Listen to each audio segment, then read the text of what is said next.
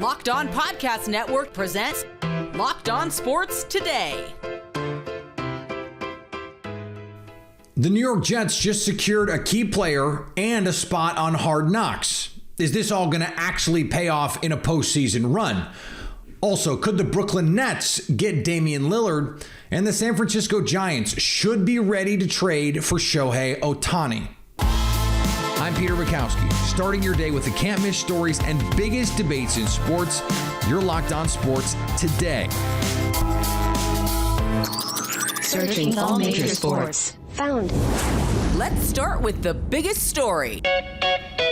Ever since Aaron Rodgers arrived in the city that never sleeps, every little thing about the New York Jets has been a story. Now, it'll be must-see TV. It's going to be featured this year on HBO's Hard Knocks. One story we won't have to track on Hard Knocks is the Quinnen Williams contract situation. He signs a 4-year, $96 million deal, making him the highest paid interior defender ever. John Butchko from Locked On Jets joins me now. And John, let's start with the Quinnen Williams part of this. It seemed like this was going to happen, but then it didn't, and it didn't, and it didn't. And there was some concern that it would spill into training camp. What do you see with this deal for the Jets? I'm relieved, Peter. I was expecting it to happen, but part of me was wondering what's going on here. And this is an ongoing story with the Jets. Ever since Woody Johnson bought the team back in 2000, when they've had a high-profile player who's up for an extension, it always feels like things have gotten acrimonious. And sometimes it's led to a trade like Jamal Adams or Darrelle Revis in 2013.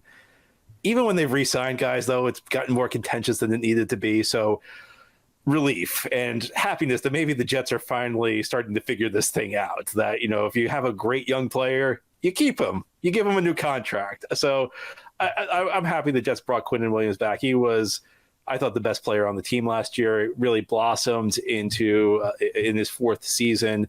Jets, when they drafted him third overall back in 2019, they were hoping he'd be a star. His first 3 years, there were flashes. He was a good player. Last year, he became a great player.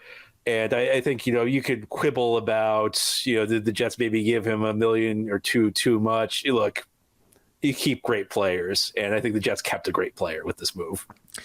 Yeah, as someone who watched him firsthand destroy the team that he covers, I mean, he was a one-man wrecking crew against Green Bay. And speaking of Green Bay, John, luckily the Jets' history of annoying their superstars will definitely not bite them in a butt when it comes to their newly acquired quarterback, because he has never had issues with management before in his previous stops. I think everyone is fascinated to see this Jets team on Hard Knocks. They were the no doubt choice. But what are you looking forward to seeing the most, understanding that there are plenty of storylines to be picking from here?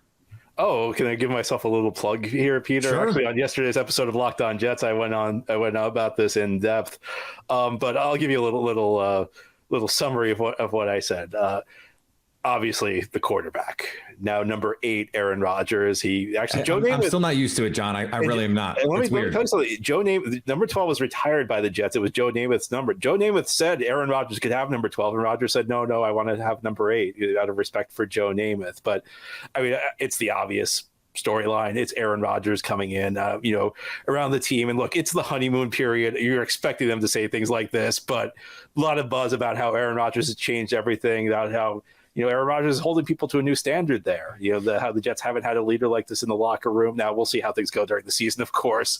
But I just think it's fascinating, the jolt of lightning Aaron Rodgers has been for this organization. You know, there's an excitement around this team that really hasn't been here since 2010, the last time the Jets had Hard Knocks in Rex Ryan's second season. So I think that's a fascinating story. I think the story with Zach Wilson's kind of interesting, where, you know, he was kind of the anointed quarterback of this team, sure, the second overall back in 2021, just 2 years ago. And now he's kind of been tossed aside. And, you know, the Jets say we haven't given up on Zach Wilson. Well, I mean, they benched him after a year and a half and traded for one of the biggest stars at his position in the league. I mean, but he still does have an opportunity to rebound. I'm not sure he's necessarily the Jets' future at this point. I think I'd equate him to more developmental guy. A lot of teams have somebody they drafted maybe late day 2 or day 3, and they say, you know, we're not expecting this to work, but we'll give him some practice reps. Maybe he comes along. It's difficult to view Zach Wilson in this light because he was the number 2 overall pick and he's started the last 2 years, but it's kind of interesting to see how Zach Wilson responds to this. And by the way, Aaron Rodgers was Zach Wilson's favorite player as he was growing up. So he's going to get a chance to learn from a guy he idolized. Stay up to date all year on the New York Jets by subscribing to Locked On Sports today and Locked On Jets on your favorite podcast app and on YouTube. Thanks for making Locked On Sports today your first listen. Coming up, what are the chances Damian Lillard lands in Brooklyn instead of Miami? Before we answer that, the University of Georgia and a former top player are being sued. The summer heat is settled in and you want a pair of shorts that impress while feeling great. That's where Birddogs comes in. Birddogs makes you look good. They're stretch khaki shorts designed to fit slimmer through the thigh and leg, giving you a truly sculpted look. I know I could use a little help with the thigh sculpting there. They fit like a dream. Birddogs invented cloud knit fabric that look like khaki, but stretches, so you get a way slimmer fit without having to sacrifice movement. They also use anti-stink sweat wicking fabric. Say that 10 times fast.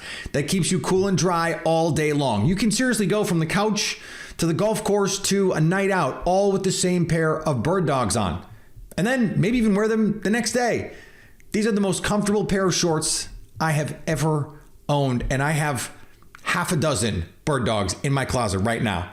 Go to birddogs.com/lockedon or enter promo code LOCKEDON for a free Yeti-style tumbler with your order. That's birddogs.com/lockedon or promo code LOCKEDON for a free Yeti-style tumbler. You will not want to take your Birddogs off. I promise you.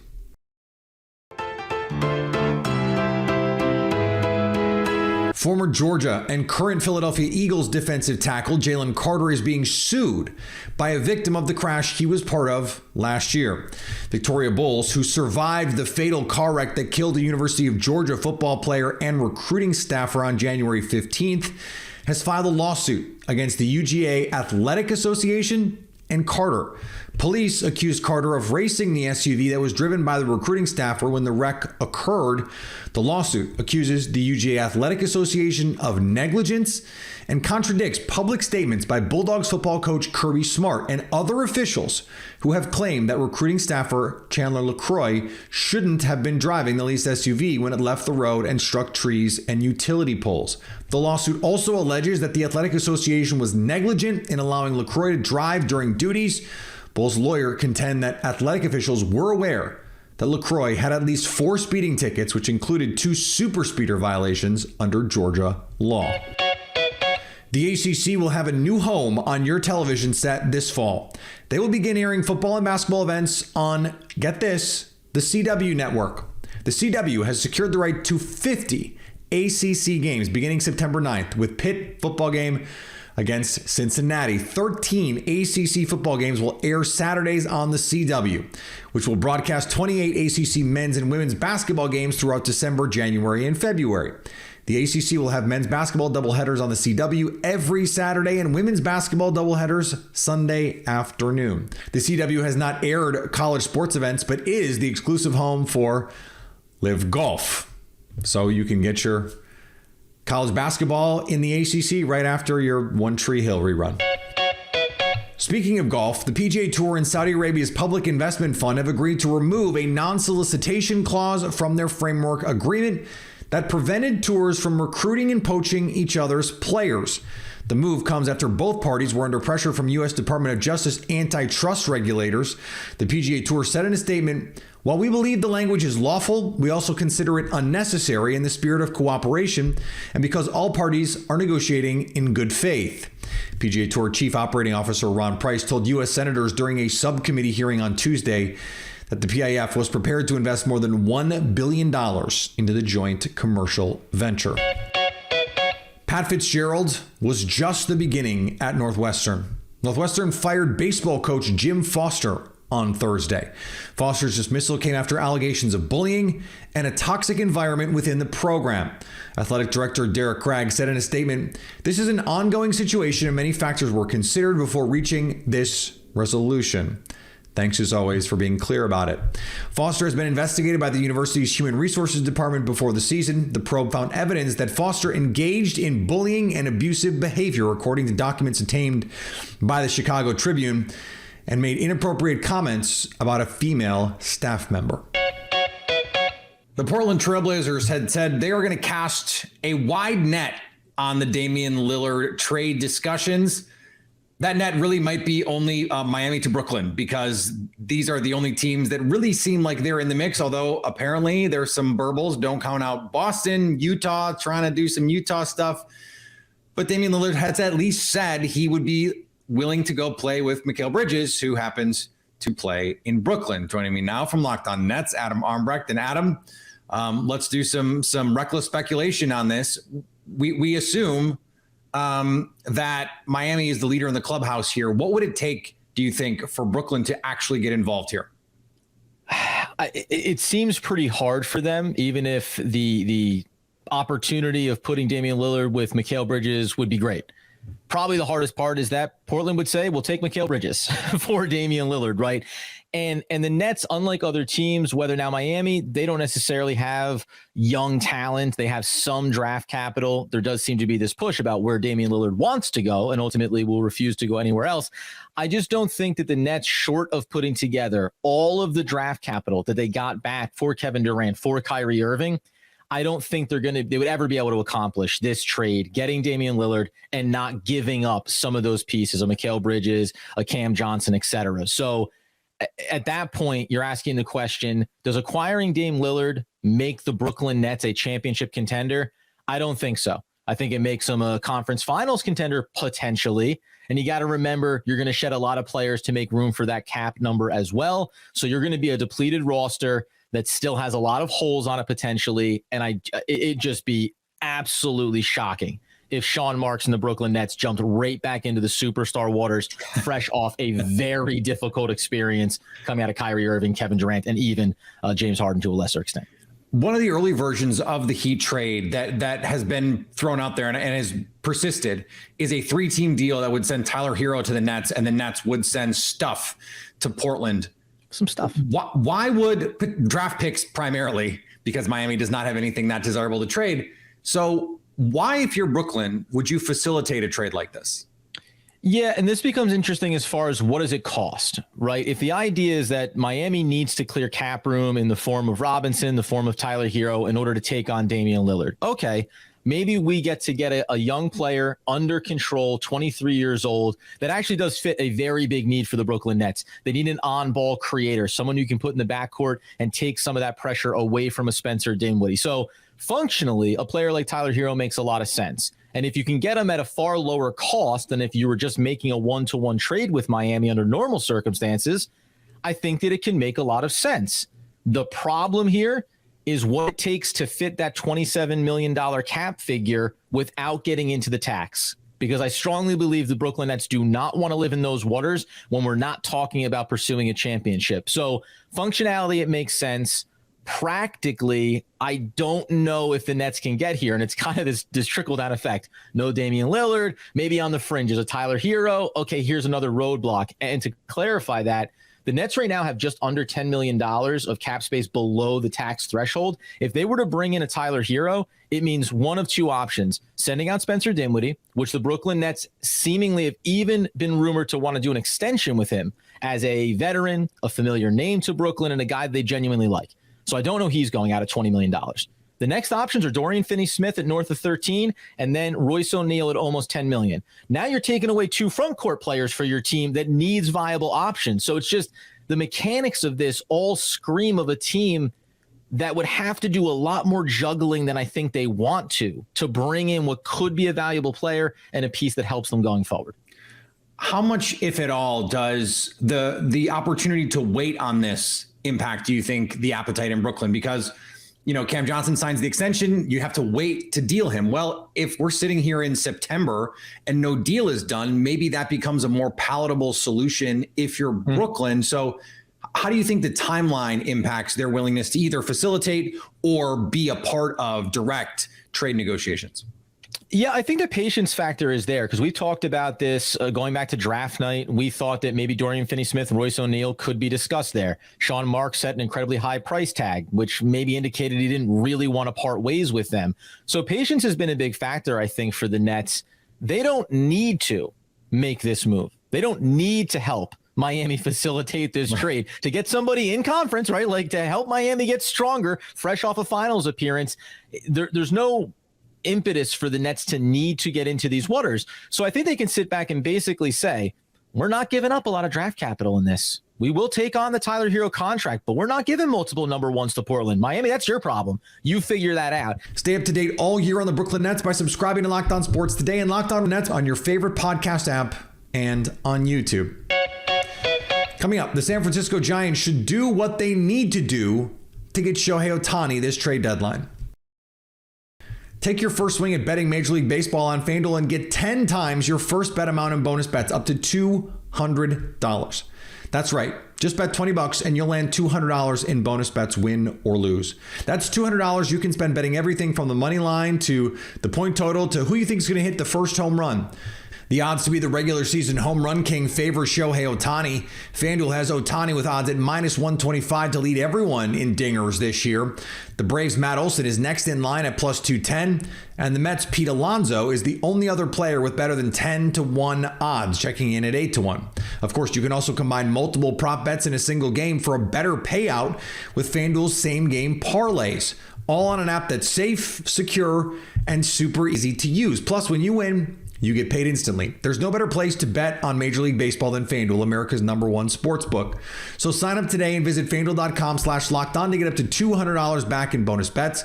That's FanDuel.com/lockedon. FanDuel, official partner of Major League Baseball. Shohei Ohtani is basically two players rolled into one. He's an ace pitcher and middle of the order hitter. Naturally, any team trying to trade for him will have to do quite the convincing for the Angels to agree to a deal.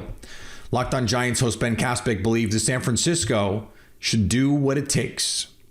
If Ohtani's available, I think it is worth giving up some talent because not only do you get that impact for the rest of the season and a playoff run, and it's the most impact of anybody in baseball right now, but you also have maybe it legitimately increases your chances of re-signing the guy if you have success together and he experiences your organization and likes it. The problem with these kinds of superstar deals is always twofold. The first is this player, if you're going to give up the farm, and these teams are going to have to give up the farm, you have to be made a true blue contender or preferably the favorite if you get Shohei Ohtani. And the second is, because of his contract situation, you need to believe, nay, you need to know, or at least come dang close to knowing that if you make this trade, he will want to play in your city for your franchise. And that is made all the more complicated by the original Ohtani recruitment and his background, because he clearly doesn't want to just play anywhere. Most players, by the way, don't. And Ohtani is good enough to be able to dictate those terms and has the leverage given his contract situation. So if you are a team that has the money to give him Texas with a $sign and he makes you the favorites in your league, you make this deal. San Francisco is one of those teams. There was some reporting late last night that the Yankees are going to be one of those teams. They make sense in this same way. Ohtani would make them, if not the favorite, one of the favorites to win the World Series, and they actually have the cash to re-sign him. Is New York a desired market? We don't quite know that at this point, but at least it's New York.